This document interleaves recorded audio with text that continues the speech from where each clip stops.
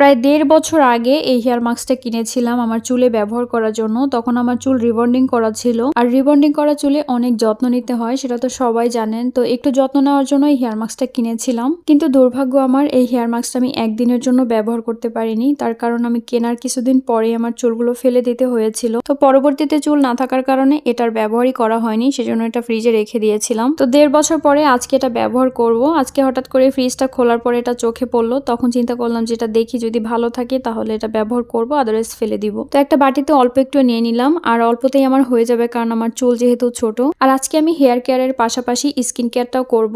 Skin care করার জন্য আমার ঘরে তৈরি যে প্রোডাক্টগুলো সেগুলো নিয়ে নিলাম অল্প অল্প করে। এরপর একটু পানি দিয়ে ভালো করে গুলিয়ে নিলাম। আর আগে এই পানির বদলে অ্যালোভেরা জেলটা ব্যবহার করতাম, তাহলে পানি আর ব্যবহার করতে হতো না। কিন্তু ইদানিং আমার অ্যালোভেরা জেলটা মুখে মোটেও স্যুট করে না, শুধু অ্যালার্জি উঠে যায়, সেজন্য অ্যাভয়েড করতে হয়। আর আগের তুলনায় অ্যালার্জিটা আমার এত পরিমাণ বেড়েছে যে এখন আমি কোনো কিছুই ব্যবহার করতে পারি না, মানে ক্রিম, লোশন, এভরিথিং কোনো কিছু ব্যবহার করতে পারি না। রাস্তায় বের হলে একটু গরম লাগলে সব কিছুতেই অ্যালার্জি উঠে যায়। আর এই অ্যালার্জির কারণেই কিন্তু আমার চুলগুলো ফেলে দিতে হয়েছিল। মানে এক সপ্তাহে এত পরিমাণ টাক হয়ে গেছিলাম, মানে ঝরঝর করে সব চুলগুলো পড়ে যাচ্ছিল। আর এটা দেখে আমি তো পুরো হতাশ হয়ে চুলগুলো ফেলে দিতে হয়েছিল। তো যাই হোক, যেটা চলে যাওয়ার সেটা তো চলেই যাবে। সেটাকে যতই যত্ন করি, যতই আগলে রাখার চেষ্টা করি, সেটা কখনোই থাকবে না। সো আফসোস করে লাভ নেই। আর আফসোস তো আমি এমনিতেও করি না, কারণ এত যত্ন করার পরেও যে জিনিসটা থাকে না, সেই জিনিসটার যত্ন নিয়ে আসলে লাভটা কি? তাই দেখেন আমার চুলগুলো কেমন হয়ে আছে, আমি কিন্তু মোটেও যত্ন নেই না। মানে একটু তেলও ব্যবহার করি না। যদি একটু তেল ব্যবহার করতাম তাহলে হয়তোবা চুলটা আরেকটু ভালো হতো, বাট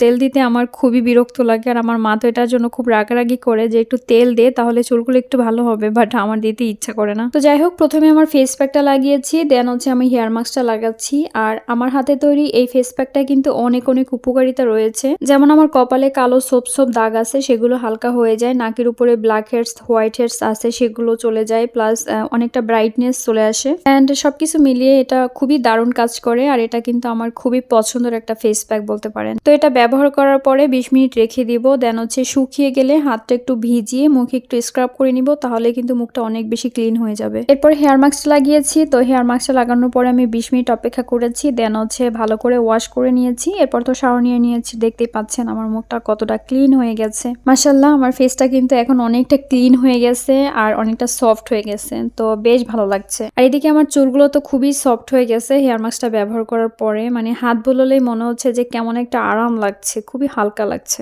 তো সবকিছু মিলিয়ে খুবই সুন্দর হয়েছে মাশাআল্লাহ। তো আজকের মতো ভিডিওটা এই পর্যন্তই। সবাই ভালো থাকবেন, সুস্থ থাকবেন। আল্লাহ হাফেজ।